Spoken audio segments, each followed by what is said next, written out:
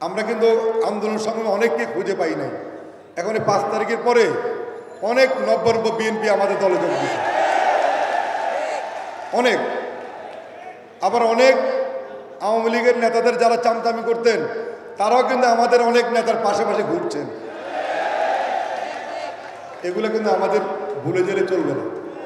আমাদের স্পষ্ট বক্তব্য, যারা এই 16 বছর আন্দোলন সংগ্রাম করতে পারেন নাই, ভয়ে করেন নাই, এখন এই পদ পদবীর জন্য আবার ঘুরছেন, কোনোভাবে আপনাদেরকে পদ পদবী দেওয়া হবে না। যারা নির্যাতিত নিপীড়িত ছিল, যারা চেষ্টা করেছে মাঠে এই 16 বছর, তাদেরকে আগামী দলে আমরা ইনশাল্লাহ পুরস্কৃত করব। এখন অনেকেই 5 তারিখের আগে আন্দোলন করছেন, সংগ্রাম করেছেন, নির্যাতিত হয়েছেন, জেল খেটেছেন, কিন্তু 5 তারিখের পরে আপনি বিভিন্ন অপকর্মে জড়িয়ে গিয়েছেন। আপনাদের টাকার লোভ, সেটাকে আপনি সামলাতে পারছেন না। আমাদের বক্তব্য, যারা টাকার লোভ সামলাতে পারবেন না, তাদেরকে আগামী দিনে বিএনপি করার কোনো সুযোগ থাকবে না, কোনো সুযোগ থাকবে না। সুতরাং যারা দল করবেন তাদেরকে চিন্তা ভাবনা করতে হবে। আবার একটি রাজনৈতিক দল আছে, তারা মিথ্যেভাবে, অন্যায়ভাবে বিভিন্ন ফেক আইডি, ছোট ছোট পত্রিকার মাধ্যমে বিএনপির নেতা কর্মীদের বিরুদ্ধে মিথ্যা বক্তব্য দেন। এটা বিএনপিকে রাজনৈতিকভাবে হেয় করার জন্য। আমাদের বক্তব্য, বিএনপি অনেক বড় সংগঠন, আমাদের দলে যে খারাপ লোক নাই সেটা আমরা বলবো না।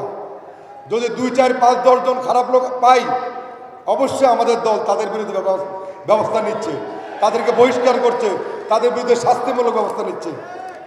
আমরা কাউকে ছাড় দিব না। আমরা যারাই অন্যায় করবেন তারাই পদ হারাবেন, জেলখানা যাবেন, আমাদের কিছুই করা থাকবে না।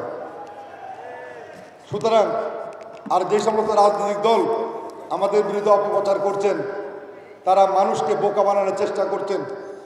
5 তারিখের পর তারাই তো, আমি দেখেছি সমস্ত ব্যাংক, বিমা প্রতিষ্ঠান তারাই দখল করে দেবে। বন্ধুরা, বিএনপির কোনো নেতাকর্মী কোনো প্রতিষ্ঠান দখল করে নাই।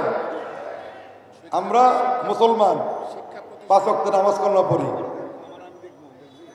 আমরা মুখে এক কথা বলবো, কাজে আরেকটা করব, সেই কাজ বিএনপির নেতাকর্মীরা করে না। আমি আপনাদেরকে স্পষ্টভাবে সাবধান করে দিতে চাই, বিএনপিকে যদি ধাক্কা দিতে চান, উল্টা ধাক্কা খেয়ে আপনি হাত পা ছেড়ে যাবে। তারেক রহমান যখনই ডাক দিবেন, বিএনপির নেতাকর্মীরা ঐক্যবদ্ধ হবে, রাজপথে আপনাদের মোকাবেলা করবে।